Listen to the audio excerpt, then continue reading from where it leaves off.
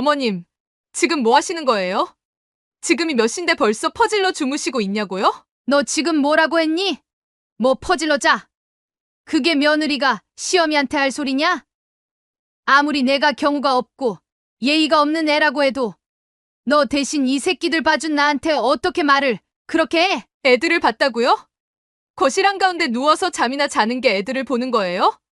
그리고 지금이 몇 시인데 벌써 집안에 커튼까지 쳐놓고 이건 어머님이 본격적으로 자려고 이렇게 해놓은 거 아니에요? 아직 저녁 준비도 안 하셨고 청소도 안 되어 있잖아요.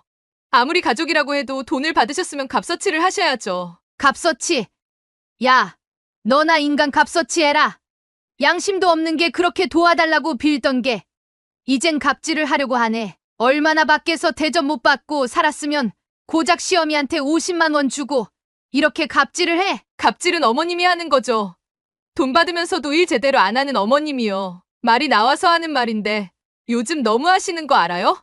화장실은 며칠째 물때가 안 없어지고 매일 똑같은 반찬에 똑같은 찌개만 내놓고 청소도 제대로 안 하시잖아요. 어머님 젊어서도 이렇게 살았어요? 사연을 듣고 난 후 각자의 의견을 댓글로 남겨주시기 바랍니다. 사연자분에게 큰 힘이 될 수 있습니다. 각색될 수 있고 사연자분의 입장에서 구성될 수 있습니다. 전순녀 여사님의 어린 시절은 사랑과 갈등이 교차하는 시간 속에서 지나갔습니다. 어머니는 그녀를 누구보다도 아끼고 사랑하며 세심하게 돌보았습니다. 아버지의 부재가 잦았던 집안에서 어머니는 그 공백을 메우기 위해 더 많은 사랑을 주었고, 전순녀 여사님이 자라나는 동안 늘 곁에서 든든한 버팀목이 되어 주었습니다.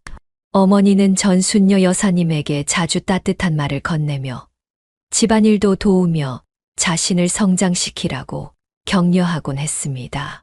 가정이 흔들릴 때마다 어머니의 웃음과 위로는 전순녀 여사님의 마음을 안정시켰습니다. 하지만 아버지는 전혀 다른 인물이었습니다. 동네에서 알아주는 노름쟁이로 그는 집안에 있는 것보다 노름판에서 시간을 보내는 일이 더 많았습니다. 아버지가 집을 비울 때면 어머니는 항상 그를 대신해 집안 살림을 이끌어가며 고된 하루를 보냈습니다. 전순녀 여사님은 아버지가 집에 돌아올 때면 긴장하곤 했습니다. 아버지가 노름에서 이기고 돌아온 날은 비교적 평온한 날이었지만 지고 돌아오는 날에는 집안 분위기가 싸늘해졌습니다. 어머니는 늘 그를 설득하려 했지만 아버지는 잦은 노름으로 인해 경제적으로도 집안을 어렵게 만들었습니다. 어린 전순녀 여사님은 아버지의 이런 모습을 보며 복잡한 감정을 느꼈습니다. 아버지를 사랑하고 싶었지만 자주 집을 비우고 노름에 빠진 그의 행동은 딸의 마음속에 혼란을 불러일으켰습니다. 아버지가 없는 동안 전순녀 여사님은 어머니와 함께 보내는 시간이 많았습니다. 어머니는 딸에게 어떤 상황에서도 사람을 존중하고 배려하는 법을 가르쳤고, 이러한 가르침은 전순녀 여사님의 인격 형성에 큰 영향을 미쳤습니다. 그러나 아버지의 영향은 완전히 무시할 수 없는 부분이었습니다. 아버지가 돌아와 술에 취해 있거나 노름에서 진후 화풀이를 할 때면 전순녀 여사님은 눈치껏 그 자리를 피했습니다. 어린 마음의 아버지가 달라지기를 바랐지만 시간이 지날수록 그런 희망은 점차 사라졌습니다. 아버지는 노름에서 돈을 잃고 술에 취해 돌아오는 날이면 가족에게 폭력을 휘둘렀습니다. 전순녀 여사님은 그가 문을 열고 들어오는 소리만으로도 불안에 떨었습니다. 그날이 아버지가 노름에서 이겼는지 졌는지에 따라 집안 분위기는 천국과 지옥을 오갔습니다. 아버지가 노름에서 지고 돌아온 날이면 그분은 항상 술에 취해 있었습니다. 그는 아무 이유 없이 화를 내며 어머니를 탓했고 그 분노가 폭력으로 이어졌습니다. 전순녀 여사님은 아버지가 어머니를 때리는 모습을 자주 목격해야 했습니다.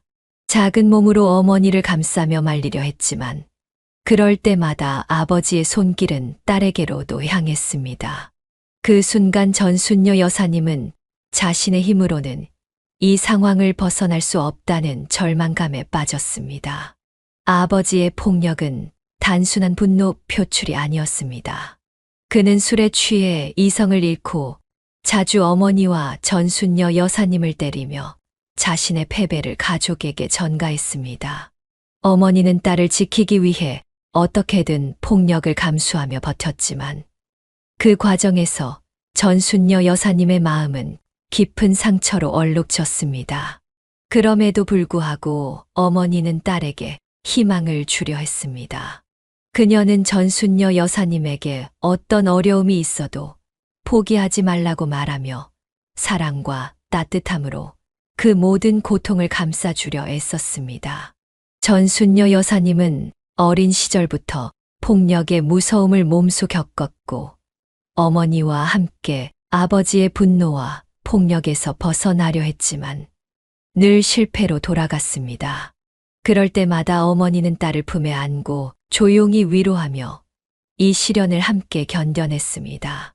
대신 그녀는 어머니의 강인함을 보고 배웠습니다. 어머니는 힘든 상황에서도 좌절하지 않고 꿋꿋하게 가정을 지키려 했습니다. 전순녀 여사님은 어린 시절부터 집안 사정을 잘 알고 있었고 그로 인해 일찍 철이 들었습니다. 또래 친구들처럼 자유롭게 놀 수 없었고 가정의 무게를 어깨에 짊어져야 했습니다. 아버지의 잦은 부재와 그로 인한 가정의 불안정은 그녀를 더 성숙하게 만들었습니다. 어머니가 힘들어할 때마다 그녀는 묵묵히 곁에서 도왔고 학교에서는 언제나 모범적인 아이로 인정받았습니다. 그녀는 종종 아버지의 부재로 인해 상처를 받았지만 어머니의 따뜻한 사랑과 헌신 덕분에 무너지지 않았습니다. 어려운 환경 속에서도 어머니는 딸에게 희망을 잃지 않도록 끊임없이 응원했고 이는 전순녀 여사님의 성장 과정에서 큰 원동력이 되었습니다. 전순녀 여사님은 불우한 어린 시절을 마치고 고등학교를 졸업하자마자 집을 떠나 독립을 결심했습니다. 아버지의 폭력과 가정의 불안정함 속에서 더 이상 머물 수 없다는 결심이 그녀를 단단하게 만들었습니다. 그녀는 자유롭고 평화로운 삶을 위해 스스로 길을 개척해야 했습니다. 어린 시절부터 일찍 철이 든 그녀는 혼자 살아가기 위해 다양한 일에 뛰어들었습니다. 공장에서 일하기도 하고 가게에서 아르바이트를 하며 생계를 유지했습니다. 때로는 밤늦게까지 일하면서도 꿈을 잃지 않았습니다. 전순녀 여사님은 그 힘든 시간 속에서도 자신의 삶을 스스로 책임지려 노력했습니다. 일을 하면서도 사람들과의 관계에서 배우고 삶의 소소한 행복을 찾아가려 했습니다. 고생이 많았지만 그 과정에서 자신을 단단히 세우는 법을 배웠습니다. 그러던 중 그녀는 지금의 남편을 만났습니다. 그는 그녀가 겪어온 고난을 이해하고 그녀에게 안정감과 따뜻함을 주는 사람이었습니다. 전순녀 여사님은 그를 통해 오랫동안 느껴보지 못한 안정을 느꼈고 두 사람은 서로에게 의지하며 함께 새로운 삶을 시작하게 되었습니다. 전순녀 여사님과 남편의 행복했던 순간들은 그녀의 인생에서 따뜻한 빛으로 남아 있습니다. 둘은 서로의 삶에서 결핍되었던 것들을 채워주며 함께 성장해 나갔습니다. 남편은 그녀에게 안정과 위로를 주었고 전순녀 여사님은 그에게 믿음과 헌신으로 답했습니다. 그들이 처음으로 함께 살 집을 마련했을 때 그녀는 자신의 작은 꿈이 현실이 된 듯한 기쁨을 느꼈습니다.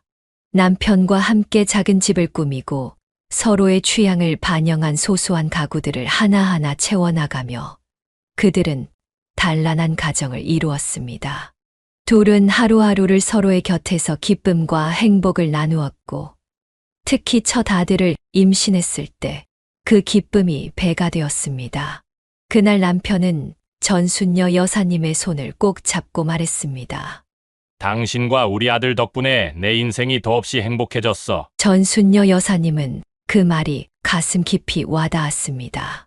그 순간 그녀는 자신이 살아온 불우한 과거가 더 이상 마음속에 어두운 그림자가 아니라 이제는 사랑하는 사람들과 함께하는 현재가 그 모든 고통을 덮을 수 있다는 것을 느꼈습니다. 그러나 그런 행복도 잠시 전순녀 여사님 인생에서 가장 큰 고난은 바로 남편을 만난 것이라고 생각했습니다. 물론 처음부터 문제가 있던 것은 아니었습니다. 첫째 아들을 낳고 얼마 지나지 않아 남편이 실업자가 되면서 문제가 시작되었습니다.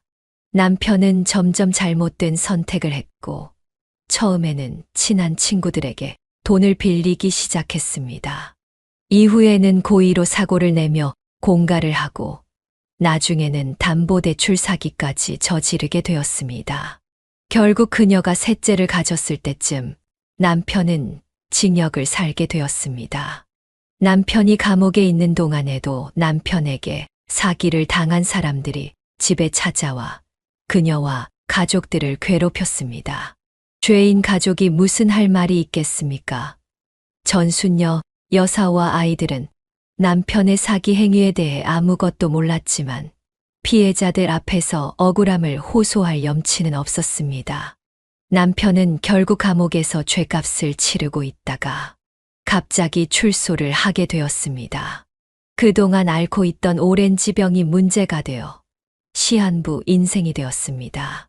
그러다 얼마 살지 못하고 세상을 떠났습니다. 사랑했던 사람, 그리고 아들들의 아버지가 범죄자가 되었다는 사실을 받아들이는 것은 결코 쉬운 일이 아니었습니다.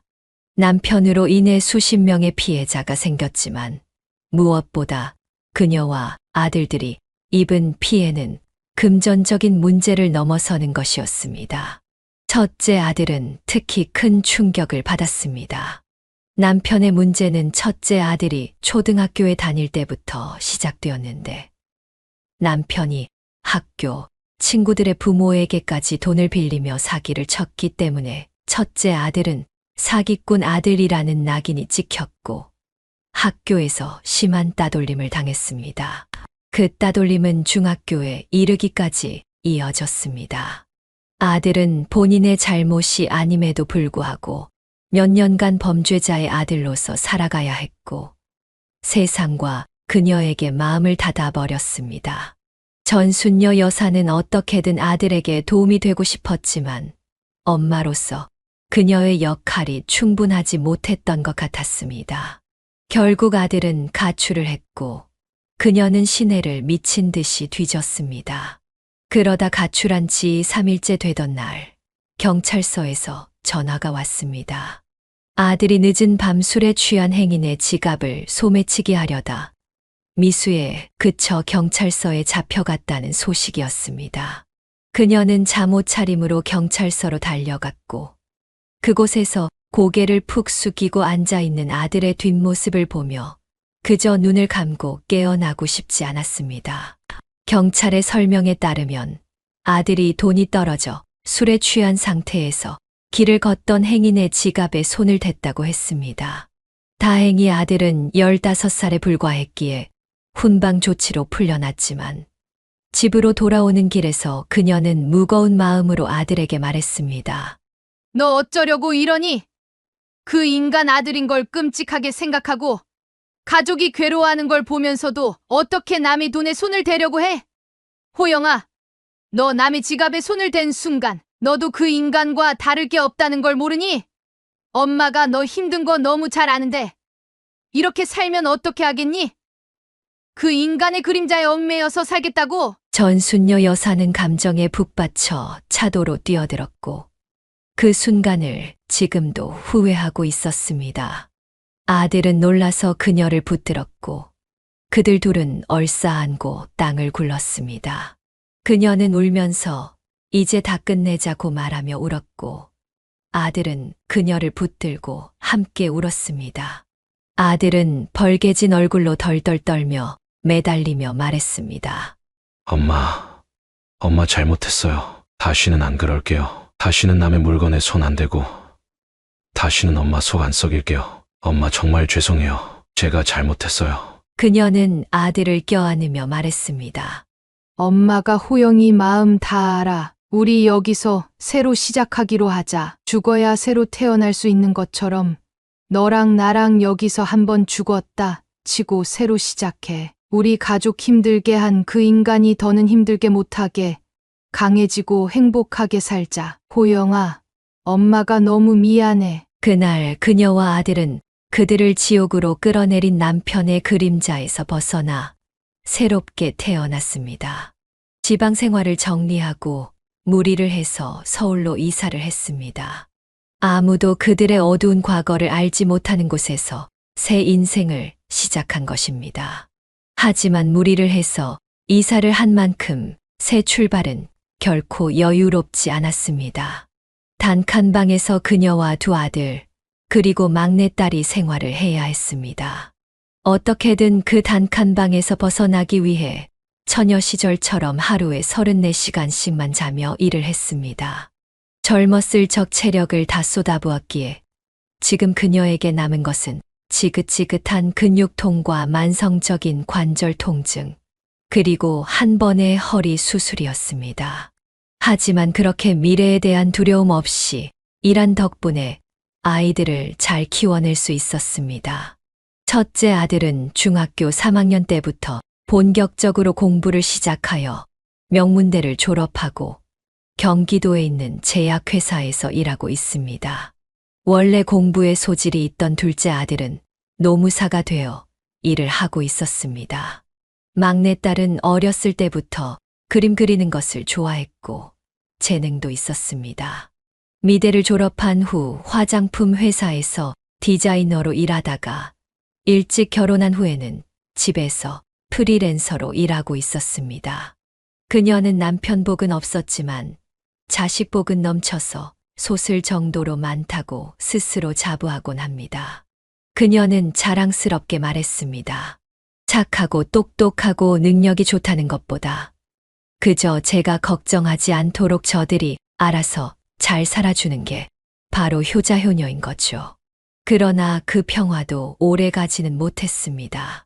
첫째 아들이 20대 후반이었을 때 결혼하겠다며 아가씨를 데려왔습니다. 그녀는 아들의 말에 따르면 아가씨는 부모님과 조부모님까지 의사인 집안 출신으로 아들의 제약회사와 협업을 하던 회사의 직원이었다고 했습니다. 결혼 준비는 무리 없이 진행되었고 상견례까지 마쳤습니다. 그런데 하루는 아들이 술에 거나하게 취해 들어왔습니다. 평소 술을 싫어하고 못 마시는 아들이 몸을 못 가눌 정도로 취해 들어오자 그녀는 깜짝 놀랐습니다. 아들은 신발도 벗지 못하고 현관문 앞에 드러누워 서럽게 울기 시작했습니다. 엄마, 연정이가 파혼하재요. 내가 너무 보잘것없고 내놓을 것도 없는 집안 출신이라서 부모님께서 반대하신대요. 그래서 나랑 결혼 못하겠대요. 그랬습니다. 아들은 파혼 통보를 받았던 것입니다. 상견례까지 끝난 시점에서의 파혼 소식은 당혹스럽고 참담하기만 했습니다.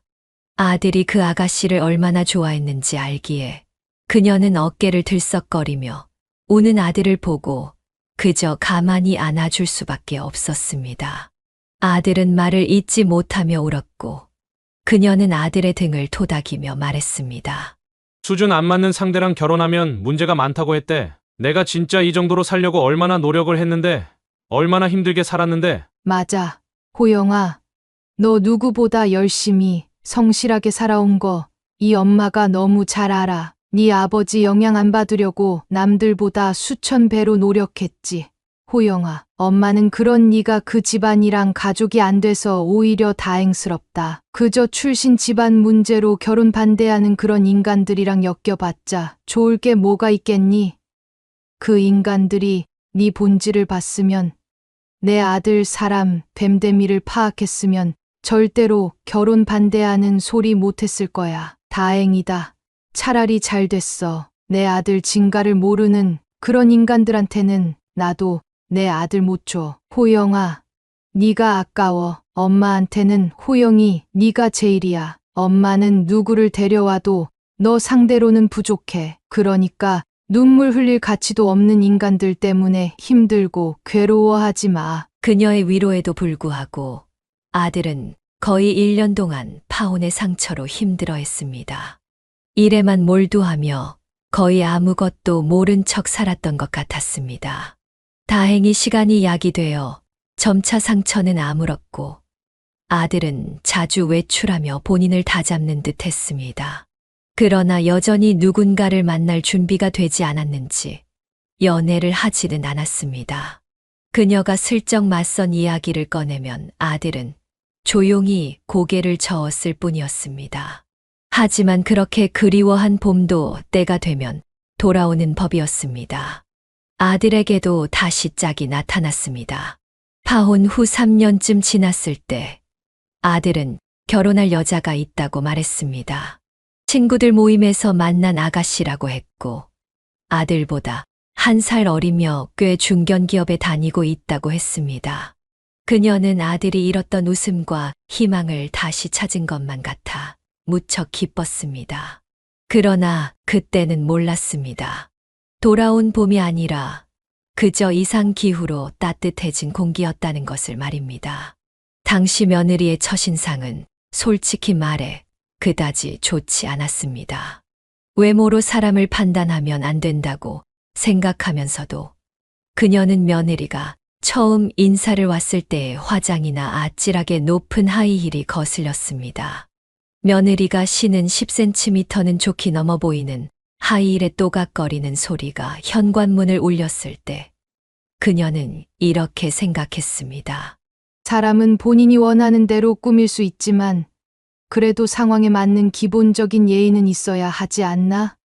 평소에는 본인이 원하는 대로 입고 꾸미는 게 괜찮겠지만 집안 어른을 뵈러 온 자리에서 남이 걱정이 되는 짧은 치마와 높은 하이힐, 짙은 화장은 눈에 거슬렸습니다. 그날만큼은 본인이 원하는 치장을 참을 수 없었을까?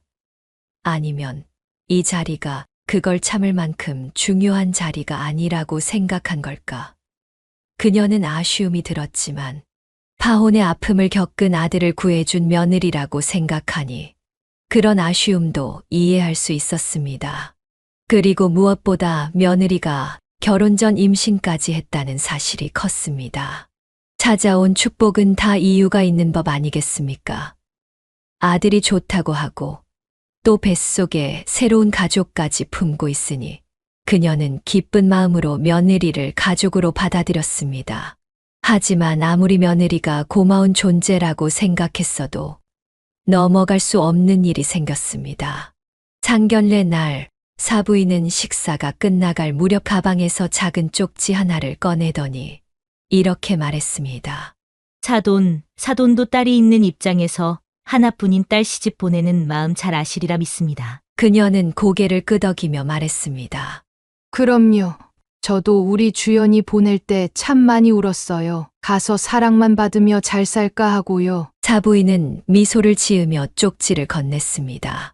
그럼 얘기하기가 수월하겠네요. 제가 어제 급하게나마 사돈과 우리 김서방에게 결혼 후 꼭 지켜야 할 사항을 정리해왔어요. 사부인은 들고 있던 쪽지를 펼치더니 세상 진지한 얼굴로 읊기 시작했습니다.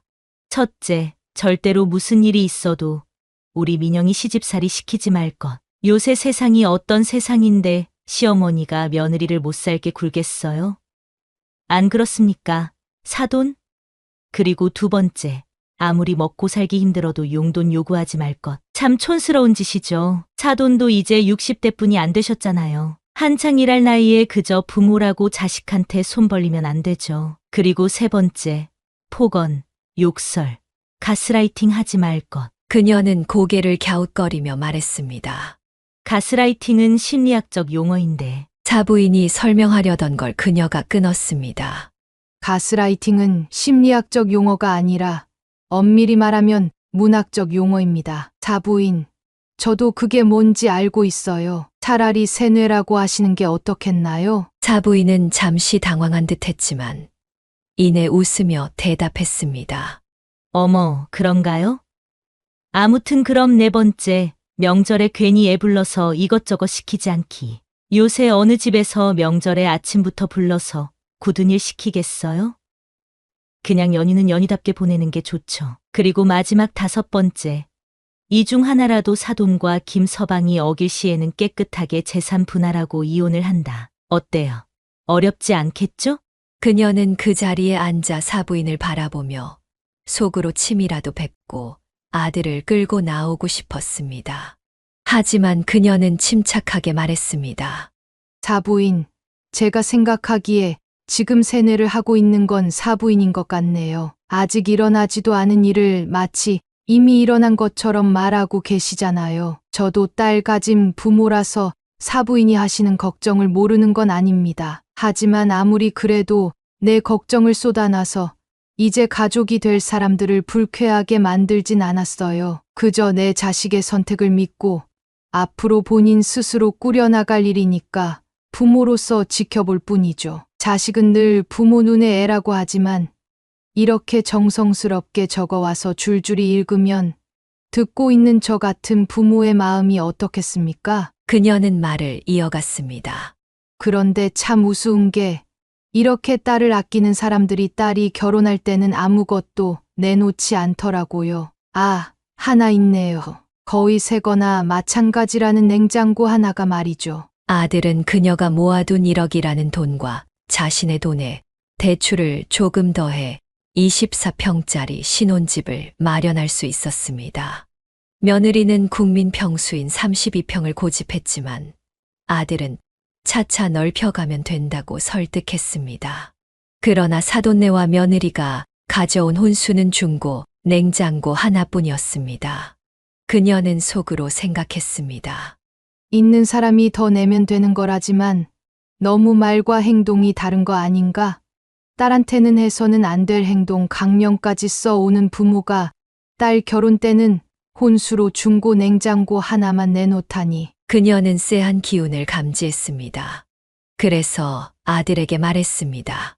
자식들 대학 가기 전까지는 절대로 집 명의를 공동 명의로 하지 말고 내 단독 명의로 해. 아들은 그녀가 걱정하는 것을 알고 있다며 안심시켰습니다. 그리고 덧붙였습니다. 엄마 민영이 친아버지가 아니라서 장모님이 경제권을 가지고 있지 않아서 그 눈치를 보느라 결혼 지원을 못 해줬대요. 이 말을 듣고 그녀는 한편으로 며느리가 안쓰러웠습니다. 결혼 전 우려했던 것과는 다르게 결혼 후 1년 정도는 별탈 없이 잘 살았습니다. 문제는 아들네가 첫째를 낳고 연년생으로 둘째를 낳은 후에 발생했습니다. 며느리는 원래 굉장히 외향적이고 밖에 나다니는 걸 좋아했습니다. 첫째를 임신했을 때도 막달의 무거운 몸을 이끌고 산책을 하고 사람을 만나러 다녔습니다. 그러나 둘째를 낳고 나니 거의 2년 동안 집에서 지내는 시간이 많아졌고 결국 산후 우울증이 찾아와 약을 먹으며 버티게 되었습니다. 그녀는 가서 도와주고 싶었지만 혹여 시어머니가 있으면 더 신경 쓰이고 스트레스를 받을까봐 망설였습니다. 그녀는 간간히 아들에게 며느리 상태를 물어보며 며느리가 좋아하는 꼬막 무침이나 양념게장, 창난젓 등을 챙겨서 아들네 집으로 보내곤 했습니다. 그러나 그저 멀리서 응원하는 것만으로는 충분하지 않다고 느꼈습니다. 어느 날 그녀는 아들에게 전화를 걸었고 아들은 지나가는 말로 며느리가 약을 먹으면 몸이 무거워지고 잠이 많아져 본인의 수면 시간이 더 줄었다고 말했습니다. 그녀는 그 이야기를 듣고 주말에 아들네 집을 찾아가기로 결심했습니다. 아들네 집에 들어섰을 때 그녀는 잠시 남의 집을 잘못 찾아온 줄 알았습니다. 처음 집 안에 발을 내디디는 순간부터 바닥이 끈적거려 양말이 들러붙었고 거실에는 벗어놓은 옷가지와 아기 용품들이 어지럽게 흩어져 있었습니다.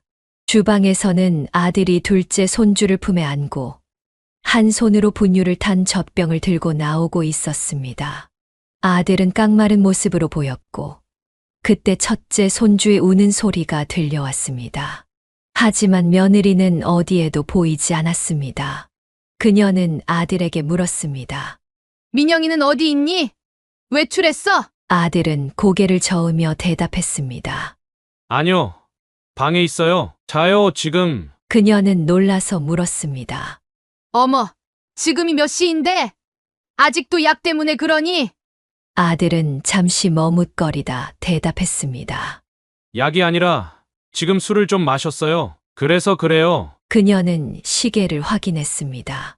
오전 11시가 막 지났을 때였습니다. 낮술도 아니고 거의 새벽에 술을 마시고 지금까지 잠들어 있다는 사실에 충격을 받았습니다. 그녀는 말을 마치자마자 안방으로 들어갔습니다. 아무리 우울증이라 해도 이건 아니라고 생각했습니다. 방 안에 들어서자 바닥에 퍼질러 자고 있는 며느리 옆에는 소주병 3개가 굴러다니고 있었습니다. 그녀는 며느리를 흔들어 깨웠습니다. 뭐야?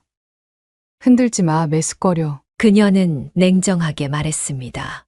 그래, 술을 그렇게 퍼마셨으니 당연히 속이 뒤집어지겠지. 하지만 내가 나만큼 속이 뒤집어질까? 당장 일어나. 가까스로 일어난 며느리는 그녀를 알아보자마자 사색이 되어 입을 다물었습니다.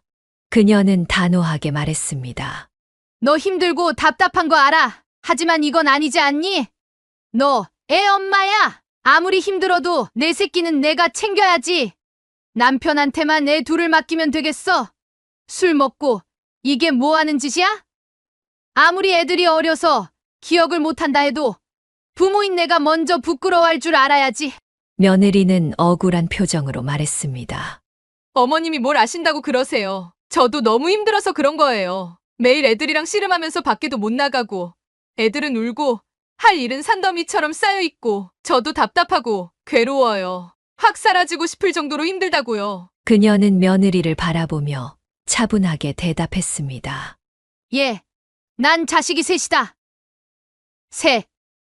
세상 사람들이 다 이해 못해도 나는 내 마음 이해하지. 그래, 엄마가 돼서 아직 기지도 못하는 애들을 돌보는 게 결코 쉬운 일이 아니야. 애 아빠 출근하고 나면 내가 혼자 남아봐야 하고 집안일까지 밀리니 답답하고 짜증나고 힘들지. 하지만 그렇게 살겠다고 선택한 건 너야. 누가 강요했니? 호영이가 너 속여서 이렇게 살게 했어? 아니잖아. 내가 임신했을 때 내가 연년생이면 너무 힘들지 않을까 했더니 내가 괜찮다고 했잖아. 나이 차이 안 나는 게 좋다고 했지. 그녀는 며느리의 눈을 똑바로 바라보며 말을 이었습니다. 사람이 자기 선택을 후회할 수는 있지만 애들을 내버려 두고 오전부터 술을 마시고 자는 건 아니지 않니? 약까지 먹는 애가 이럴 줄 몰랐다고? 그럼 왜 애를 낳았니? 며느리는 눈물을 글썽이며 소리쳤습니다. 저도 이럴 줄 몰랐어요. 이렇게 답답하고 내 생활 없이 살 줄은 몰랐다고요. 그 순간 아들이 들어와 무서운 표정으로 며느리를 보며 말했습니다. 너 당장 엄마한테 사과해. 왜 도와주러 오신 엄마한테 화풀이야? 장모님도 알아서 하라고 손 놓고 계신데 우리 엄마는 반찬까지 보내주시고 도와주려고 오시잖아. 그런데 술 먹고 뻗은 내가 엄마한테 이 정도 소리도 못 들어? 아들은 며느리를 몰아세우며 덧붙였습니다. 지금 엄마한테 사과 안 하면 나 정말 더는 너 안 봐. 아들의 경고에 며느리는 결국 울면서 그녀에게 사과했습니다. 며느리는 본인이 너무 힘들고 요즘 스트레스를 받아 제정신이 아니었다며 용서를 구했습니다. 그녀는 한참 동안 며느리의 말을 들으며 대체 무슨 문제가 있는지, 무엇이 해결되어야 이런 일이 다시는 일어나지 않을지 물었습니다. 며느리는 기다렸다는 듯이 대답했습니다. 어머님, 애들 좀 봐주세요. 저 그냥 육아휴직 없이 회사로 복귀하고 싶어요. 이대로 가다간 정말 제 집에서 숨 막혀 죽을 것 같아요. 남편 말대로 우리 엄마는 저한테 알아서 하라고 하셨어요. 며느리가 간절하게 도움을 요청하는 말을 듣고 옆에 있던 아들을 보니 아들도 내심 그녀가 이 부탁을 들어주길 바라는 눈치였습니다. 본인도 일하고 우울증에 걸린 며느리 목까지 애 둘을 돌보는 게 무척 힘들었을 것입니다. 그녀는 결국 둘째가 어린이집에 갈 나이가 될 때까지만 돕겠다고 말했습니다. 그저 손주들이었으니 어쩔 수 없었습니다. 힘들겠지만 손주들이 몸이 3개라도 모자란 아빠와 우울증 걸린 엄마 사이에서 고통받는 것을 두고 볼 수는 없었기 때문이었습니다. 그러자 아들이 말했습니다. 엄마, 그럼 저희가 매달 수고비로 150씩 드릴게요. 애 보는 게 얼마나 힘든지 아시잖아요. 그걸 또 저희가 없는 시간에 혼자서 둘이나 봐주시니까 이 정도면 안 받는 거나 다름없죠. 며느리가 놀라며 말했습니다. 아니, 당신 미쳤어? 150이면 내 월급의 절반이야. 어떻게 그걸 매달 어머님께 드려? 그럼 내가 애들 볼래? 그렇게 회사 나가고 싶다며. 그럼 그에 상응하는 대가를 치러야지. 요즘 애 보면 인당 200씩 받는다고. 아들이 한숨을 쉬며 대답했습니다. 아니, 그게 아니고. 나는 엄마한테 그 정도는 드리는 게 당연하다고 생각해. 엄마, 행여 못 받겠다고 하지 마세요. 이거라도 안 드리면 제 마음이 너무 불편할 것 같아요. 결국 그녀는 돈을 받기로 했지만 150은 너무 많다고 생각했습니다. 그래서 매달 50만 원만 수고비로 받기로 했습니다. 애들 벌이가 뻔히 보이고 집 대출금도 남아 있었기에 그 돈을 마음 편히 받을 수는 없었습니다. 그저 조금이라도 돈을 받으면서 손주들과 시간을 보내는 것으로 위안 삼았습니다. 그렇게 해서 그녀는 달에 50만 원씩 받으며 손주 2명을 돌보기로 했습니다. 드디어 그녀의 황혼 육아가 시작된 것이었습니다. 하지만 분명 애 2명을 봐주기로 했는데 왜 자꾸 3명을 보는 기분이 드는지 알 수 없었습니다. 며느리는 정말 할 줄 아는 게 없었습니다. 어린 시절 제대로 된 교육을 못 받고 금이야 오기야 키운 외동딸처럼 보였습니다. 오히려 손주들보다도 며느리 뒤치다꺼리를 하는 게 더 힘들었습니다. 일단 입맛부터가 까다로웠습니다. 아들은 직장이 경기도인지라 출근이 며느리보다 빨랐습니다. 아침 먹을 시간도 없어서 삶은 계란이나 토스트, 김밥 등을 싸서 보냈습니다. 그런데 며느리는 여유 있게 밥을 먹으면서도 불평을 늘어놓았습니다. 밥을 한 입 퍼먹더니 말했습니다. 왜 이렇게 밥이 질어요? 나 밥 질면 안 먹는데. 그리고는 숟가락을 내려놓더니 식빵 봉지에서 빵을 하나 꺼내 입에 물고 그대로 나가버렸습니다. 본인이 먹고 남긴 밥은 누가 먹으라는 것인지 어이가 없었습니다. 그리고는 뭐는 짜고 뭐는 싱겁고 뭐는 조미료 맛이 너무 강하고 생선은 왜 이렇게 냄새가 나냐며 트집을 잡았습니다. 도대체 누가 누구한테 시집살이를 하는지 알 수 없었습니다. 나중에는 짜증이 나서 며느리가 국이 짜다고 하면 물을 가져다 주었고 싱겁다고 하면 간장이나 소금을 가져다 주었습니다. 알아서 쳐서 먹어. 또 밥이 질다 되다 하면 즉석밥을 던져주며 말했습니다. 돌려 먹어라. 그러나 이것보다 그녀를 더 화나게 한 것은 며느리의 옷 정리 습관이었습니다. 며느리는 입고 있던 옷을 마치 허물처럼 벗어 그 자리에 그대로 두었습니다. 심지어 하루는 며느리가 말했습니다.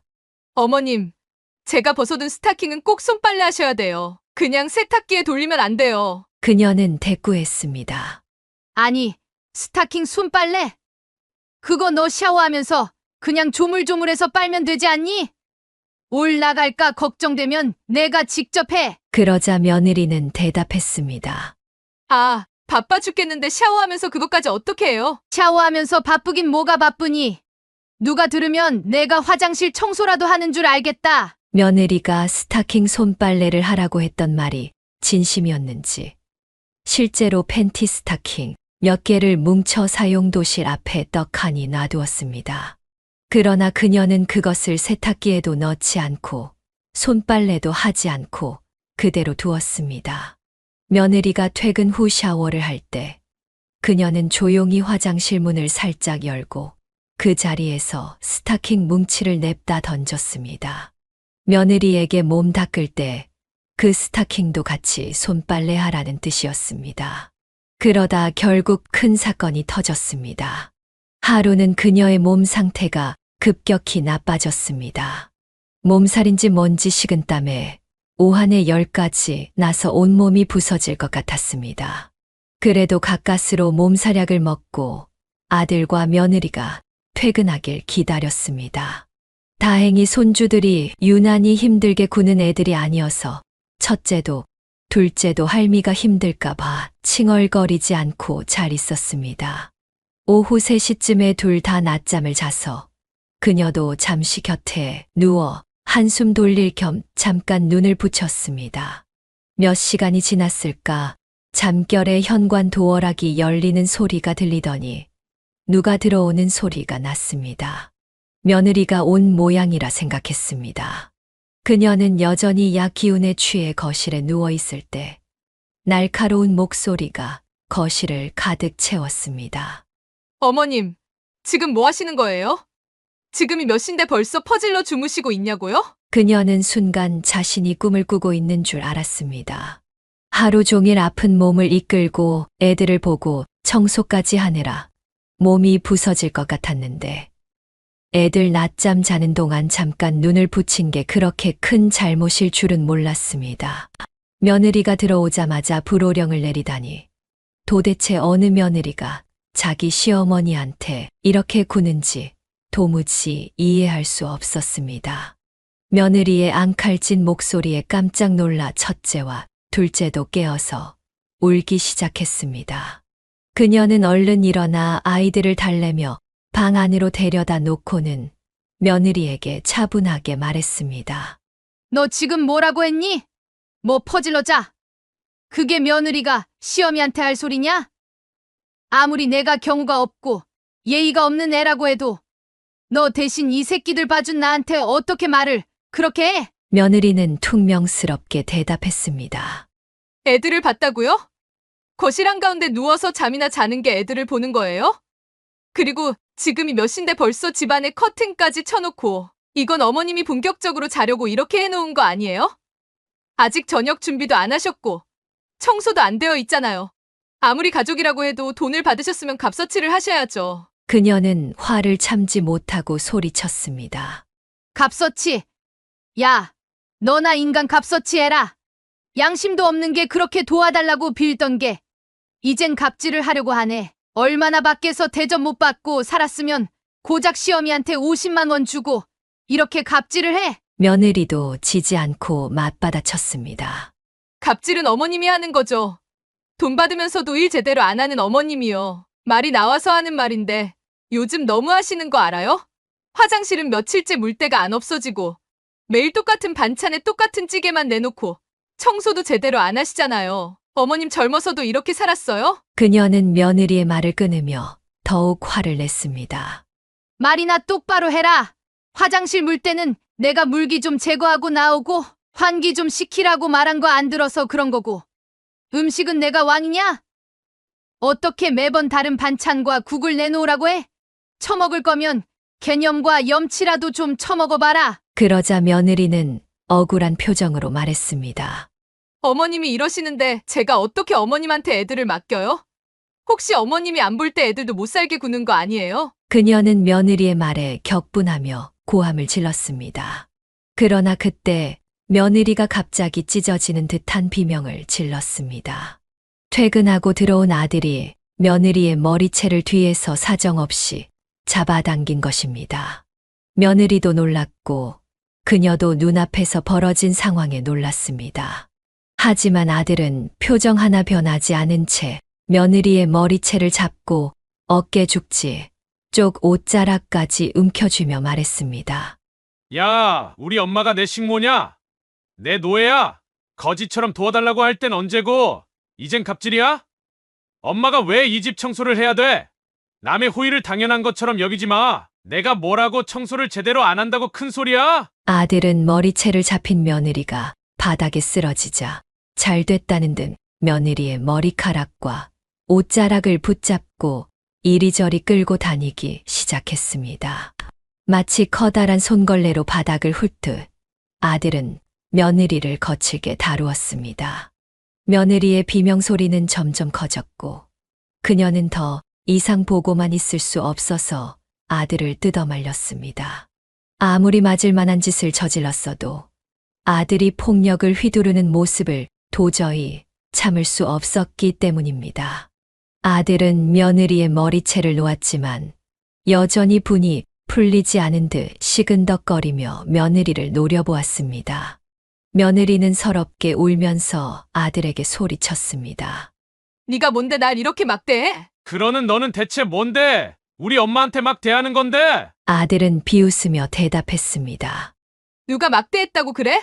누가 정당하게 돈 들이면서 해야 할 일을 하라고 하는 게 막대하는 거냐?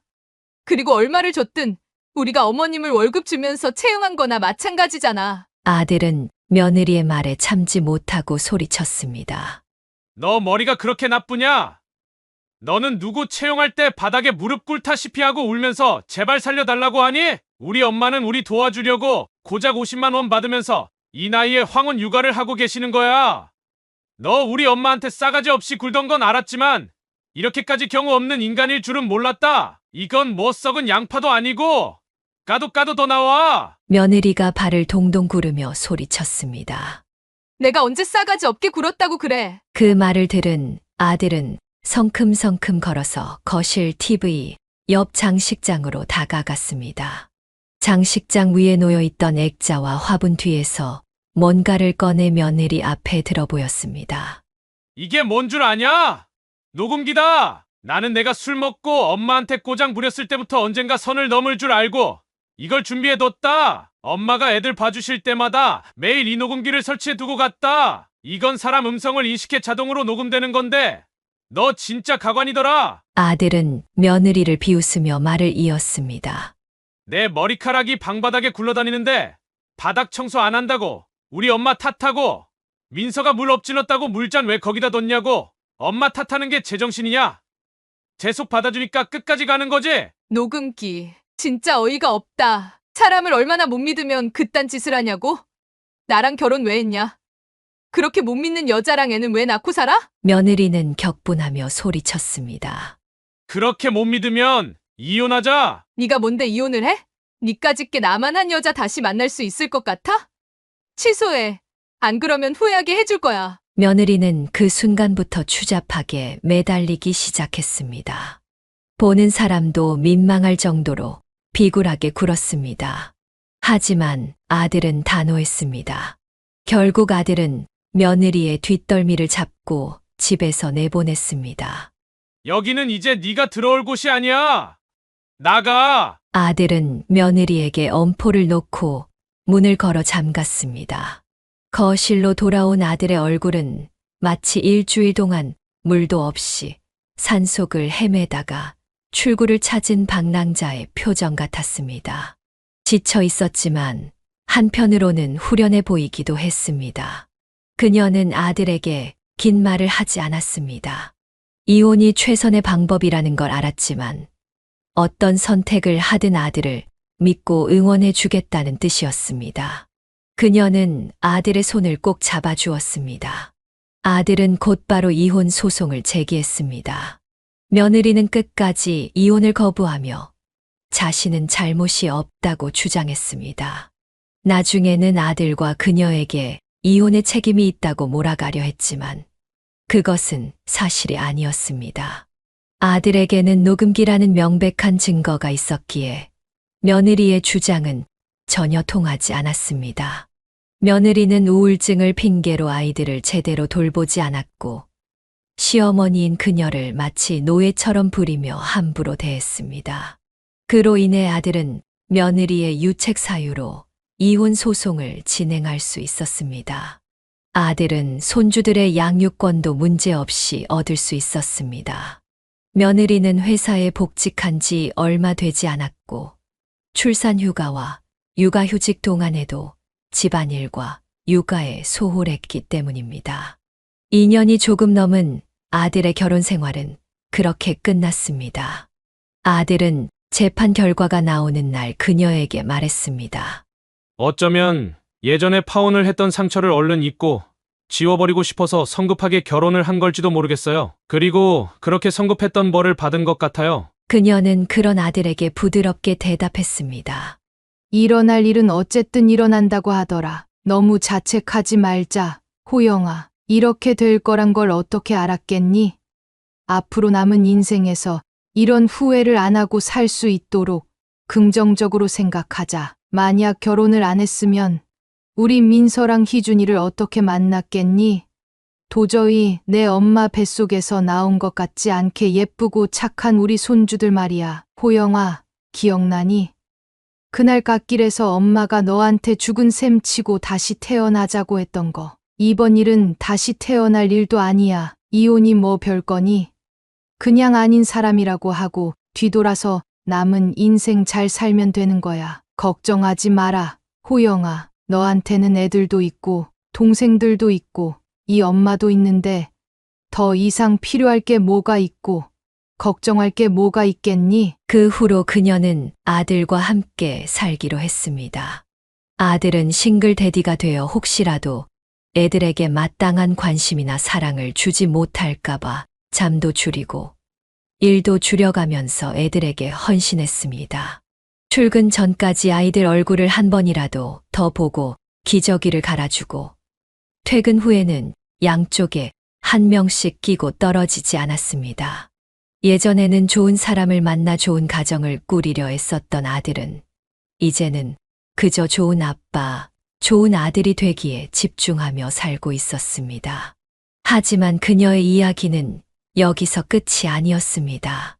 며느리였던 사람의 행패는 끝나지 않았습니다.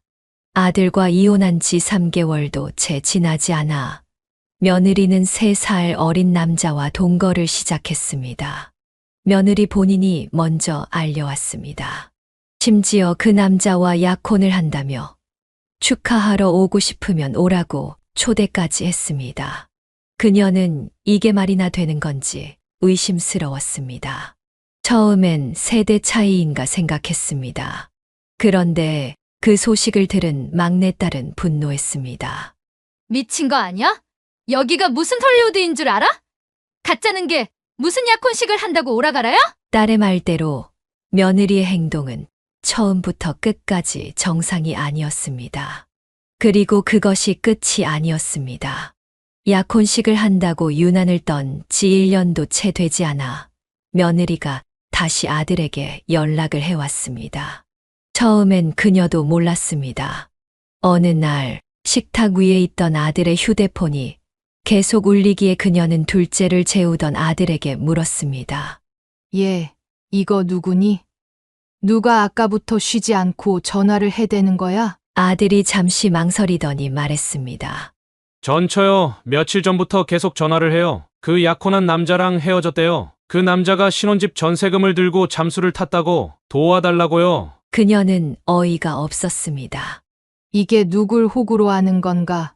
왜 끝난 사람한테 동정을 구걸하는 거야? 하지만 아들은 넘어가지 않았습니다. 며느리가 애들이 보고 싶다고 연락했을 때도 아들은 단호했습니다. 엄마, 애들 절대 안 보여줘요. 그녀도 그 말에 동의했습니다. 고작 한 번도 양육비를 지급하지 않은 사람이 아이들 보겠다고 나선다니 있을 수 없는 일이었습니다.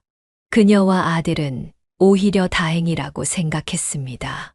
아이들이 어릴 때 엄마와 헤어진 것이 잘된 일이라고 말이죠. 그들은 전처가 계속 양육비를 지급하지 않으면 국가적으로 받을 방법을 찾아가기로 했습니다. 그렇게 전순녀 여사님과 아들은 아이들을 키우며 하루하루 행복하게 산다고 합니다. 여기까지가 전순녀 여사님의 사연이었습니다. 며느리를 호되게 응징한 전순녀 여사님이 인상 깊게 보입니다. 사연을 듣고 댓글로 의견을 남겨주시기 바랍니다. 사소한 의견일지라도 사연자분에게는 큰 힘이 됩니다. 노골적인 악성 댓글은 사연자분에게 상처가 될 수 있으니 삼가주시기 바랍니다.